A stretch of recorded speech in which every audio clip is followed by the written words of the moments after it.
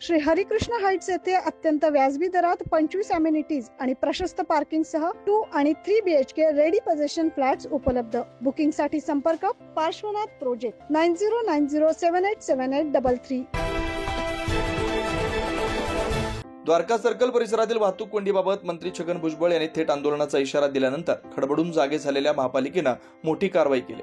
काल सकाळी 10 ते सायंकाळी 6 वाजेपर्यंत द्वारका परिसराला जोडणाऱ्या 4ही समांतर रस्त्यांवरील तब्बल 88 अतिक्रमणांवर महापालिकेनं थेट हातोडा मारला. ट्रॅव्हल्स व्यावसायिकांची दुकानं, शेड्स, बॅनर्स आणि बोर्ड्स सर्व हटवण्यात आले. मात्र अतिक्रमण विभागाच्या कारवाईनंतर स्थानिक व्यावसायिकांनी गंभीर आरोप केले.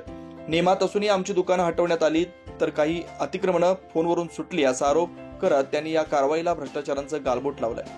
अतिक्रमण विभागाने आज अतिक्रमणाची कारवाई केली. टाकली फाट्याला ट्रॅक्टर हाऊस पासून असं फिरून अशी आले आणि तिथं गायत्री ऑटोमोबाईलच्या पुढे जे टपऱ्या होत्या तिथं रेडरवाल्याची टपरी, ते टपऱ्या भरपूर आतमध्ये असताना बी त्याला काही नोटीस देऊन नाही, काही त्याला अँटिमेशन दिला नाही.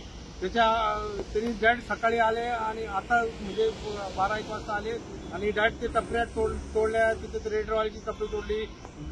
काचवाल्याचं सगळं त्याच्यामध्ये सामान पडलेला होता ते बी सगळं तोडून बिडून सगळं त्याचं नुकसान, भरपूर नुकसान, 1-2 लाख रुपयाची नुकसान करून दिली. त्याच्यानंतर सिंग पॅलेस हॉटेलच्या इथं आले. त्याचा पुढचा शेड तसाच ठेवून दिला. त्यांना कोणाच्या अधिकारीचा फोन केला, त्यांनी तसं त्याला सोडून दिलं. त्याच्या पुढे पुढचा त्याचा एक अजून गेट होता ते बी तसं सोडून दिलं त्यांनी. त्याच्यानंतर ते कैलास शॉपिंग सेंटरकडे आले. त्यांचं महाराज डिझेल सर्व्हिस होते तिथं. त्यांचा वट्टा होता बाहेरच्या साईडला, छोटासा वट्टा होता 5-6 फुटाचा, तो वट्टा पण तोडला. त्याच्यानंतर शेजारी हरगोविंद ऑटो A1 बॅटरी त्यांचा शेड भरपूर आता रोड पासून 200 मीटर आतमध्ये शेड असून त्यांनी काही नोटीस वगैरे काही दिली नाही आणि ते पुन्हा ते तोडून टाकला. तिथं गेले, त्यांना पुन्हा अधिकारींचा फोन झाला, त्यांनी फोन लावून दिला त्या अधिकारीला नगरपालिकेच्या. त्यांनी तसं सोडून दिलं आणि तसे पुढे निघून गेले. त्याच्यानंतर पुढे एंटरप्राइजेस तो बी अतिक्रमणाचा शेड आहे तो बी तसाच ठेवला त्यांनी. त्याच्या शेजारी एक सलीम वेल्डरची टपरी होती, त्याच्याकडे लिगल परमिशन होती, त्याचं साईज वगैरे नगरपालिकांनी सगळं लिहून दिलेलं होतं त्याला, तरी त्याचं ते अतिक्रमण तोडलं. त्याच्यानंतर त्याच्या पुढे आयसर ट्रॅक्टरचा शोरूम होता, त्याचा तसंच सोडून दिला. फक्त त्याची बाहेरची बाउंड्री तोडली आणि असा एक निष्ठ व्यवहार केलेला आहे.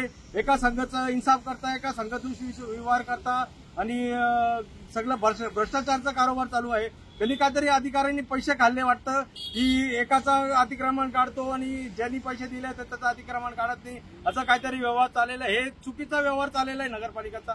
माझं आयुक्तांना निवेदन आहे की सगळ्यांसोबत एक सारखा इन्साफ करावा त्यांनी आणि जे खरंच अतिक्रमण आहे ते अतिक्रमणाला काढावा आणि कमीत कमी अतिक्रमण काढायच्या अगोदर त्यांना 2-3 दिवसाचा नोटीस द्यावा, त्यांना अतिक्रमण काढून घ्यायचं.